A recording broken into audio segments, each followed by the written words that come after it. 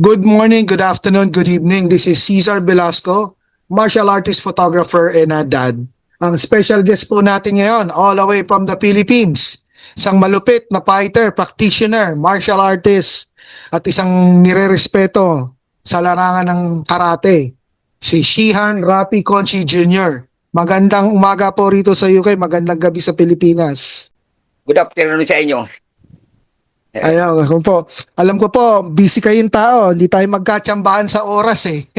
Ah, pwede po pakilala nyo muna po yung sarili nyo, kung ano po yung history nyo sa martial arts.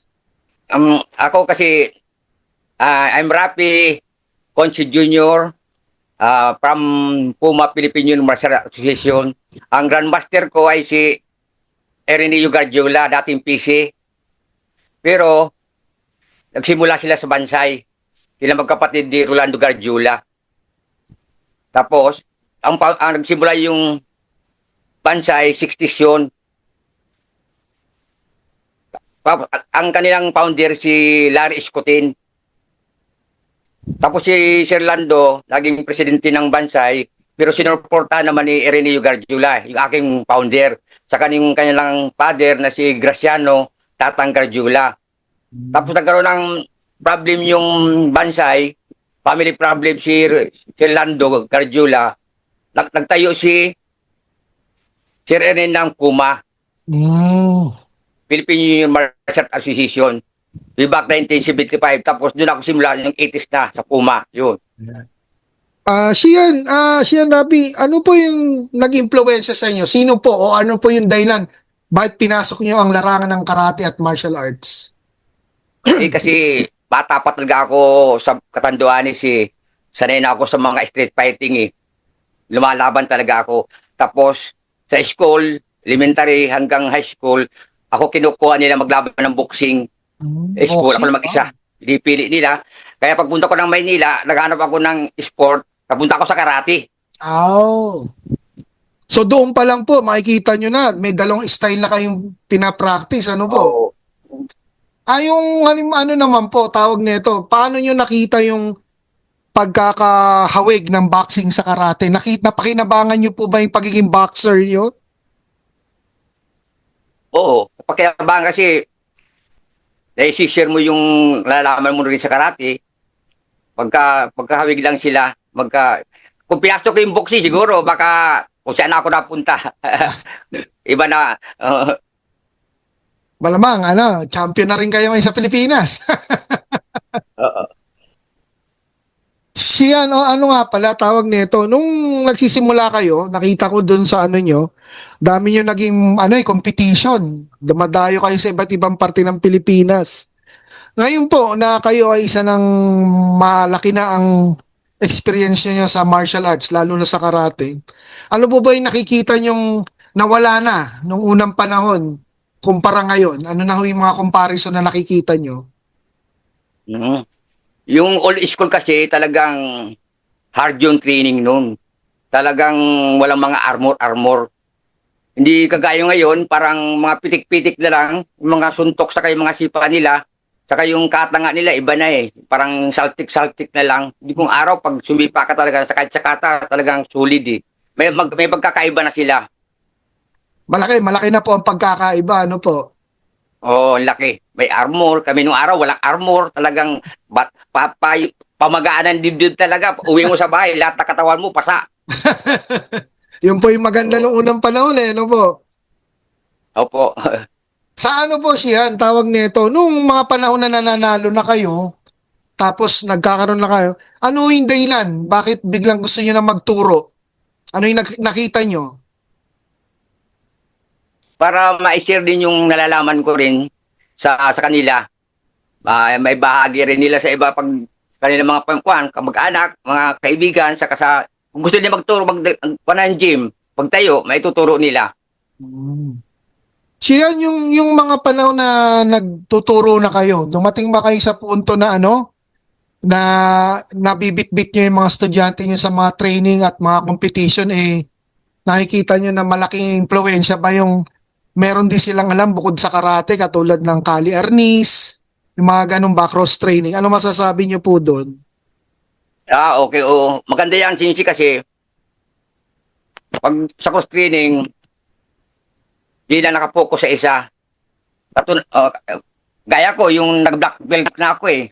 Nag-arnis ako, nag-judo, tapos may kasama pa ako na nagta-taekwondo rin kami. Tapos, yung huli na, nag-simmer pa kami ng mga pag-referee ng Muay Thai, tapos MMA. Kaya maganda yung cross-training kasi may sisir mo yung mga nalalaman mo sa iba na gusto rin patuto sa ibang instructor. Okay yun, Sinse. Hindi nakapokus sa isa. Tama, salamat Shihan. Isa pa itatanong ko nga pala Shihan. Ngayong madalas nakikita ko sa Facebook niyo yung madami kayong certificate of recognition, mga welcome sa inyo. Nagja-judge pa kayo, nakakatuwa, lumalaban pa po kayo. Yung nakakatuwa din eh. Ano po bang naisip niyo at gusto niyo pa rin lumaban sa veterans? Ano maganda kasi Kasi ano po yung inspiration eh. Manggagaling oo, sa kasi inyo. pinipilit nila ako yung mga ibang club, parati ako iniimbitahan maglaro. Tapos sabi ko, yung iba, hindi ko tinatanggap. Yung iba, tinatanggap ko. Pag medyo okay naman akong kondisyon ko, yun, para daw makita yung laro ko para nung araw, para yung mga ang generation ngayon, para makita daw. Marami nag-iimbita sa akin. Dami.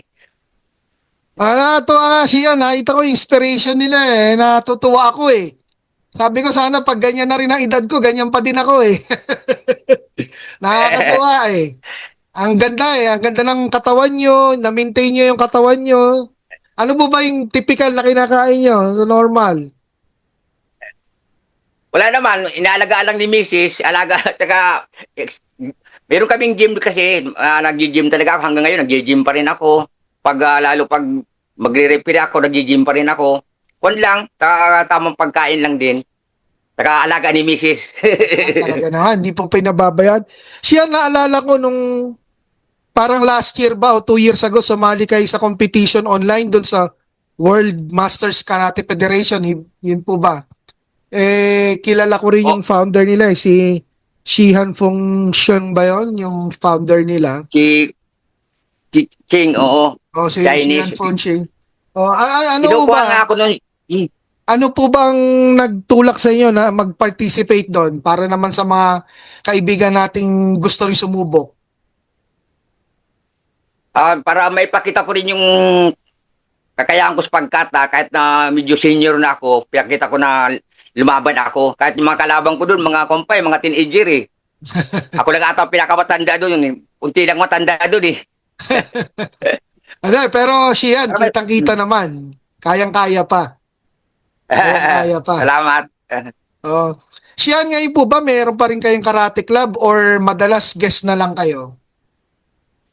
May gym kami, sinsi, kaya lang, hindi na ako nagtuturo kasi sabi ni Mrs., huwag ka naman magturo kasi pati tayong umaalis.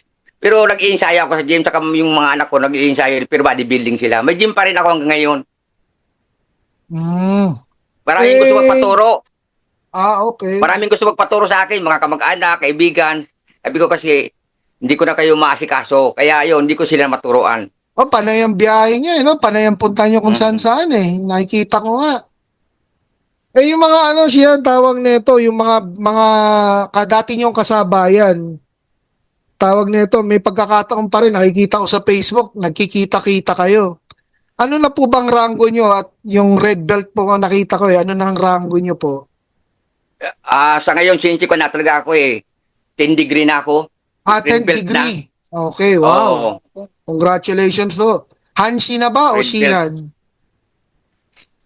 Sihan. Shihan pa din. Bali, based po saan ang Puma style? Anong galing siya saan? Sharon Rio? Okinawan style? Ano po bang system siya? Ang style niyan, sinsi, Shotokan talaga. Shotokan. Shotokan, malalaki ang step nila.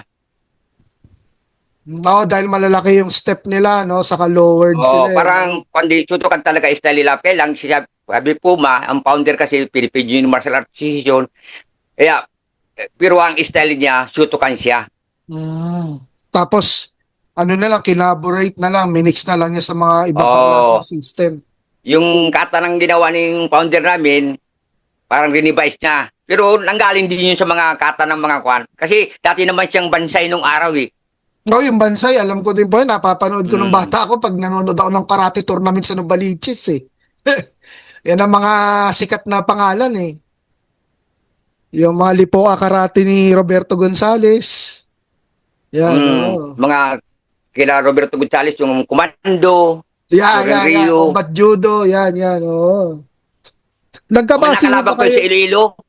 Mm. Nakalaban ko sa Nakakapag-training. Iloilo yung mga komando niya nung Ay, opo, oo nga. Sikat. 1985. Oo Mm. nga. Nung panahon po ba na yun, nakapag-training din kayo sa Quiapo? Maraming karate club dun, di ba po? Saan sa Sa Quiapo, sir, Shian, sa Quiapo. hindi.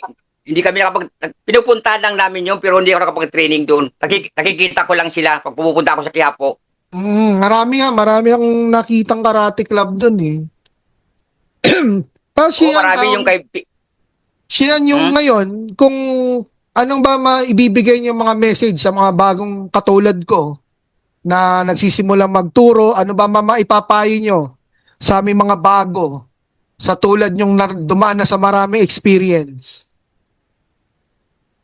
Kailangan magsimula muna sa fundamentals, mag-ensayo yung mabuti para tapos yung pag-aralan yung mga kata para may turo din may share nila, may tuturo nila. Kaya ensayo mabuti para makuha yung mga kata.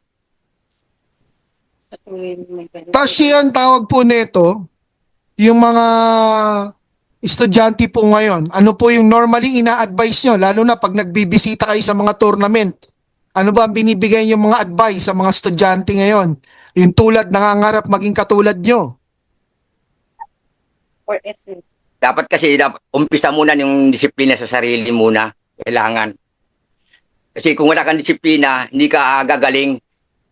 Yung iba kasi, mga bata pa, medyo abusado na. Kailangan na ituro muna yung maging disiplinado ka, maging humble ka, pag natuto ka.